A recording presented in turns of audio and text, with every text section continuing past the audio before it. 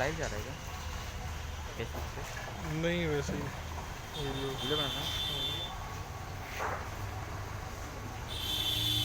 तो नहीं वो चंडा जी।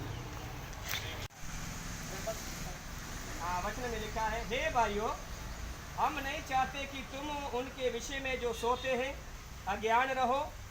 ऐसा ना हो कि तुम दूसरे के समान शोक करो। क्या वचन में लिखा है? ऐसा ना हो कि तुम दूसरे के समान क्या करो? शोक। शोक होता दुखी, हमेशा वो रहो, बोलता नहीं। बोलता है वचन के मुताबिक, हे भाइयों, हम नहीं चाहते कि तुम उनके विषय में जो सोते हैं। ये प्रभु का दास मरा नहीं है। प्रभु का दास अभी क्या है? आराम जगह में सो रहे हैं। आपको मालूम है, सोए हुए को आशा होती उठने की, लेकिन मरे हुए को आशा नहीं होती है। संत पौल इधर कहते समय कहता है कि जिनको आशा नहीं हो तो शोक करते हैं, जिनको आशा है वो प्रभु में आनंदित होते हैं कि परमेश्वर ने अपने दास को अपनी गोद में बना लिया है। जब हम धनी और लाजर के बारे में पढ़ते हैं तो वचन में लिखा है, जब धनी अपनी आश पृथ्वी कर रहा था तो क्या हुआ? उसके ऊपर भी मौत आई। और क्या क्या सीधा ही वो क्या हो गया? नरक की आग में गया हुआ है। कष्ट की जगह में नरक में कष्ट की जगह में गया है। और प्रभु का दास है, जब हम देखते समय लाजर को देखते हैं तो क्या प्रदोष में गया है, आराम जगह में गया है। और प्रभु के वचन के मुताबिक वो अब्राहम की गोद में है। सर्वशक्तिमान परमेश्वर ने अपने लोगों के लिए क्या किया हुआ है कि जगह ठहराई हुई है। लेकिन प्रभु के वचन के मुताबिक प्रभु का दास रेवरेंड प्रकाश जी अभी ये डेड नहीं है। ये प्रभु के वचन का शरीर इधर है, लेकिन आत्मा परमेश्वर की गोद में। हालेलुया। इसलिए हम शोक नहीं करते हैं, हम दुखी नहीं होते। प्रभु का वचन में संत पौल बात को क्यों क्लियर करता है कि तुम दूसरों की नहीं क्या नहीं करो? शोक ना करो। बहुत सारे कुछ लोग बोल 3 दिन तक हम खाना नहीं खाएंगे, 3 तक हमारा घर सोए हुए में से कभी आगे ना बढ़ेंगे, क्योंकि प्रभु आप ही स्वर्ग से उतरेगा। उस समय ललकार और प्रधान दूत का शब्द सुनाई देगा और परमेश्वर की तुरी फूकी जाएगी, और जो मसीह में मरे हैं वह पहले जी उठेंगे। जो मसीह में मरे हैं यानी कि सोए हैं वो पहले जी उठेंगे। तब हम जो जीवित और बचे रहेंगे उनके साथ बादलों पर उठा लिए जाएंगे कि हवा में प्रभु से मिले, और इस रीति से हम सदा प्रभु के साथ रहेंगे। इस प्रकार इन बातों से एक दूसरे को शांति दिया करो। हालेलुया। यूहन्ना सुसमाचार जब अब 14 अध्याय पढ़ते तो वचन में क्या लिखा है? तुम्हारा मन व्याकुल ना हो।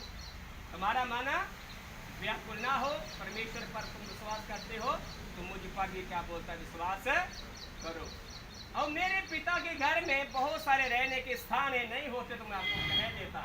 लेकिन प्रभु के वचन के मुताबिक एक घर तो टूटने वाला है। इस घर को, ईंटों के घरों को आप रिपेयरिंग करते हैं, लेकिन जो स्वर्ग में हमें घर मिलने वाला है उसको रिपेयरिंग करने का जरूरत नहीं है, उसको सीमेंटेड करने का जरूरत नहीं है। वहाँ आपको धूप का जरूरत नहीं है, वहाँ आपको छाया का जरूरत नहीं है, आपको वहाँ ठंडक का जरूरत नहीं है। प्रभु सर्वशक्तिमान सारे मौसमों को बनाने वाला परमेश्वर वहाँ खुद मौजूद है। हालेलुया। इसलिए बोलते समय बोलता आपका मन व्याकुल ना हो। तुम परमेश्वर पर विश्वास करते, मुझ पर भी विश्वास तो तुम्हारा मन क्या ना हो व्याकुल। तो संत पौल भी कहते समय बोलता तुम शोक मत करना, एक समय आएगा यीशु मसीह बादलों पे आएगा और जो मसीह में पहले उठेंगे। क्योंकि ज़्यादा टाइम भी हमें सिमिट्री में नहीं मिल रहा है, जो सिर्फ 30 मिनट में सारा हमने सर्विस खत्म करनी होती है। और प्रभु का धन्यवाद। और 10 लोगों को परमिशन है, लेकिन हम 10 से ज़्यादा, क्योंकि प्रभु का दास का डेथ है तो इसलिए मैंने आपको किसी को मना नहीं किया है। प्रभु का ही धन्यवाद। लेकिन सारा आदर और मेहनत किसको जाए? यीशु को जाए। मैं आपको सारी फैमिली वाले को कहना चाहता हूँ, वचन में संत पौल कहते समय कहता शांति के साथ आप रहिए। सकते हैं ना कि हम क्या कर सकते हैं, चेहरा नहीं दे सकते हैं अभी क्या। और कहता है, हे आदमी लौट आओ, क्योंकि 1000 वर्ष तेरी दृष्टि में ऐसे हैं जैसे कल का दिन जो बीत गया, या जैसे रात का एक पहर। तू मनुष्य को धारा में बहा देता है, वे सुगंध से ठहरते हैं, वे भोर को बढ़ने वाली घास के समान होते हैं। वह भोर को फूलती और बढ़ती है और सांझ तक कटकर मुरझा जाती है, क्योंकि हम तेरे क्रोध से भस्म हुए हैं और तेरी जलजलाहट से घबरा गए हैं। तूने हमारे अधर्म के कामों को अपने अशुद्ध और हमारे छिपे हुए पापों को अपने मुख की रोटी में रखा है, क्योंकि हमारे सब दिन तेरे क्रोध में बीत जाते हैं। हम अपने वर्ष शब्द के समान बिताते हैं। हमारी आयु के वर्ष 70 तो हैं, और चाहे बल के कारण 80 भी हो जाएं, तो भी उनका घमंड केवल कष्ट और शौक ही शौक है। इधर करवा दो यार, पादरी साहब की है ना, इधर करा और हम जाते रहते हैं। अच्छे हैं रोड के साथ। क्रोध की शक्ति को और भय के योग्य तेरे रोष को कौन समझ सकता है? उसमें करा दे। हमको अपने दिन गिनने की समझ दे कि हम बुद्धिमान हो जाएं।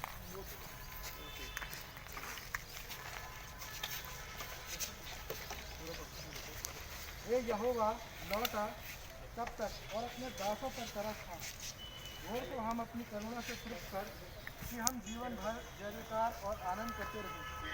जितने दिन तू हमें दुख देता आया है और जितने वर्ष हम कलेश भोगते आए हैं, उतने ही वर्ष हमको आनंद दे। तेरा काम तेरे दासों को और तेरा प्रताप उनकी संतान पर प्रकट हो। हमारे परमेश्वर यहोवा की मनोहरता हम पर प्रकट हो। तू हमारे हाथों का काम अपने लिए दृढ़ कर, हमारे हाथों के काम को दृढ़ कर।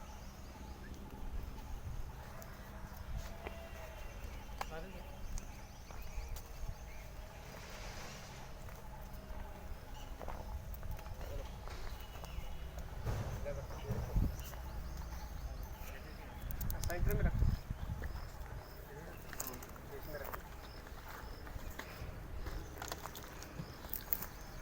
ओके।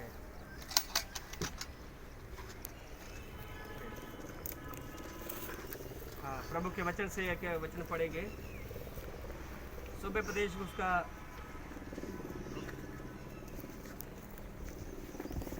12 अध्याय उसका 7 वचन में आपके साथ रीड करता हूँ। वचन में लिखा है, तब मिट्टी ज्यों की त्यों मिट्टी में मिल जाएगी और आत्मा परमेश्वर के पास जिसने उसे दिया लौट जाएगी। प्रभु का वचन में लिखा है, जैसे आदम को परमेश्वर ने बनाया तो कहा मैं आपको मिट्टी से बनाता हूँ, तो मिट्टी से पुतला बना के उसकी नथनों में क्या डाल दिया, सांस डाल दिया, तो आदम क्या हो गया, जीवित प्राणी हो गया।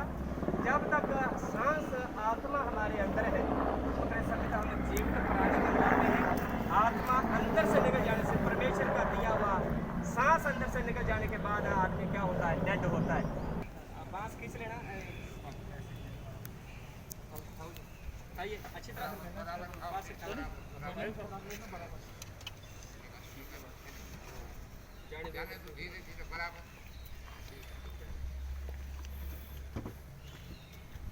दोबारा उसी वचन को रीड करूंगा। प्रभु के वचन के मुताबिक मैं प्रभु का दास होते हुए वचन में लिखा है, तब मिट्टी ज्यों की त्यों मिट्टी में मिल जाएगी और आत्मा परमेश्वर के पास जिसने उसे दिया लौट जाएगी। मैं हम प्रभु के दास, पहले हम सेवक लोग मिट्टी को डालेंगे, उसके बाद आप लोग डालिएगा। हाँ पढ़ो। जैसे कि हम जानते हैं कि पादरी साहब का जीवन प्रभु में बहुत मजबूत था और उन्होंने बहुत सारी कलीसियाओं को स्थापित किया, आत्माओं को बचाया। और ऐसे परमेश्वर के दासों के लिए वचन कहता है प्रकाशित वाक्य में, वो कहता है, इसके बाद मैंने दृष्टि की और देखो हर एक जाति और कुल और लोग और भाषा में से एक ऐसी बड़ी भीड़ जिससे कोई गिन नहीं सकता था, सफ़ेद वस्त्र पहने और अपने हाथों में खजूर की डालियाँ ले हुए सिंहासन के सामने और मेमने के सामने खड़ी है और बड़े शब्द से पुकार कर कहती है, उद्धार के लिए हमारे परमेश्वर का जो सिंहासन पर बैठा है और मेमने का जय जयकार हो। और सारे स्वर्गदूत उस सिंहासन और प्राचीन और चारों प्राणियों चारों और खड़े हैं। इस सिंहासन के सामने मुँह के बल गिर पड़े, परमेश्वर को दंडवत करके कहा, आमीन। हमारे परमेश्वर की स्तुति, प्रशंसा और महिमा हो और धन्यवाद हो, क्योंकि आदर और सामर्थ और शक्ति युगानुयुग रहे, आमीन। इस पर प्राचीनों में से एक ने मुझसे कहा, ये सफ़ेद वस्त्र पहने हुए कौन है और ये कहाँ से आए हैं? मैंने उससे कहा, हे स्वामी तू ही जानता है। उसने मुझसे कहा, ये वे हैं जो उस महाकलेश में से निकल कर आए हैं। उन्होंने अपने वस्त्र मेमने के लहू में धोकर सफ़ेद किए। इस कारण वे परमेश्वर के सिंहासन के सामने और उसके मंदिर में रात और दिन की सेवा करते। बहुत संघर्ष का जीवन इनका रहा, सेवकाई तौर से भी, पारिवारिक तौर से भी, और आत्मिक युद्ध बहुत ज़्यादा था। वो कैसे आपको पता है? बहुत सारी दुष्ट आत्माएं परमेश्वर ने इनके द्वारा निकाली थी। ये था आत्मिक युद्ध, पारिवारिक युद्ध, सेवकाई से युद्ध और शरीर का युद्ध। हम सब देखते हैं जितने भी युद्ध इन्होंने किए परमेश्वर के नाम से। ठीक है, तो परमेश्वर इनकी सेवकाई, इनके जीवन, इनके समर्पण को व्यर्थ नहीं जाने देगा। हमारी एक प्रार्थना है आप सभी से, परिवार के लोगों से खास तौर से, इनके दुखों को कम और इनकी सेवकाई को ज़्यादा याद रखना। जो इन्होंने किया उसके लिए धन्यवाद देना और अपने आप को संभालना। अपने पीछे बहुत बड़ी जिम्मेदारी परिवार और कलीसिया की छोड़ के गए हैं, विशेषकर प्रशांत। बहुत स्ट्रांग होने की ज़रूरत है, इमोशनली, फिजिकली और स्पिरिचुअली। मेरे प्रियो, प्रभु के दासों की जो सेवाएं होती है वो आसान नहीं होती। आपको लगता है कि हम प्रार्थना करते हैं, लेकिन हमारा खुद का जीवन बहुत संघर्ष का होता है, शायद आपको नहीं पता। बहुत संघर्ष का जीवन था। दुष्ट आत्माओं को निकालना है, बीमारों को चंगा करना है, प्रचार करना है, काउंसलिंग करना है, अपनी सुधि कम और दूसरों की ज़्यादा। ये परिवार, ये है परमेश्वर के दास, और वैसा उन्होंने किया। इसलिए हम सब केवल उनकी सेवकाई को याद रखें, उनकी दवाई को याद रखें। आइए, जितने पासवान लोग हैं वो मिट्टी खा लें। और वचन कहता है, खुदावंद ने दिया, खुदावंद ने लिया, और उसका नाम मुबारक। इसलिए हम इस मिट्टी को मिट्टी, देह को देह और राख को राख खुदावंद के हवाले करते हैं। आइए हम प्रार्थना करें।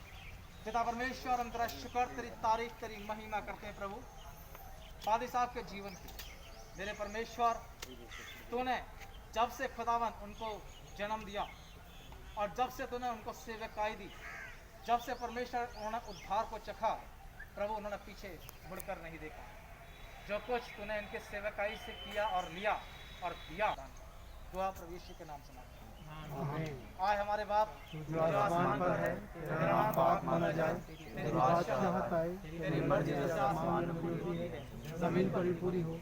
हमारे रोज के लिए हमें आज वक्त दे, और जिस तरह हम गुनाहों को माफ करते हैं, तू भी हमारे गुनाहों को माफ कर। हमें आजमाइश में न पड़ने दे, परंतु बुराई से बचा। तेरी बादशाह, कुदरत और जलाल हमेशा तेरा ही है। आमीन। और हमारे खुदावंद यीशु मसीह का फजल, खुदावंद की मोहब्बत और पाक रूह की रिफाकत और शराकत हम सभी के साथ, सभी विश्वासियों के साथ, जितने लोग हमारे पादी साहब से जुड़े थे, चाहे कलीसियाई तौर से, चाहे वो रिश्तेदार थे, चाहे सामाजिक लोग थे, उन सबों के साथ और विशेष इनके परिवार के साथ और हमारे पादी साहब के रूह के साथ अब से लेकर हमेशा तक होती रहेगी। अब आप लोग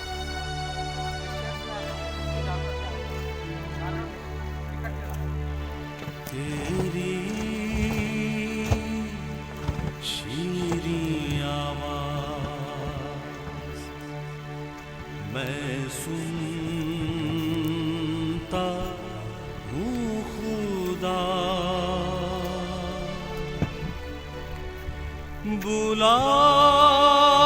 बुलाती पास उस चश्मे के, सलीब से जो बहा, आता हूँ मसीह, आता तेरे पास, धो के साफ कर चश्मे से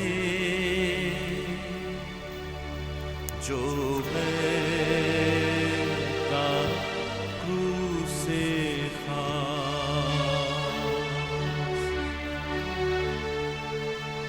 आता कमजोर लाचार,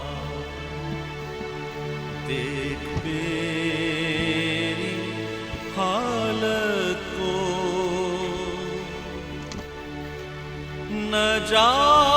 नजासत से कर पाको साफ, के एक भी दाग ना हो। आता हूँ मसीह, आता तेरे पास, धो के साफ कर चश्मे से पहले चारों की चीज देते हैं। बहता क्रूस से खा।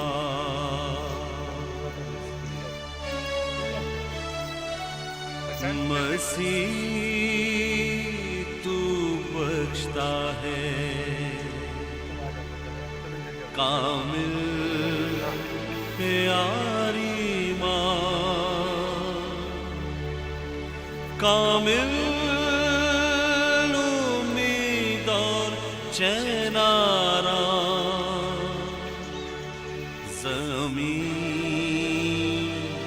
पर और आसमान, आता हूँ मसीह, आता तेरे पास, धो के साफ कर चश्मे से, जो बहता रूह से खा।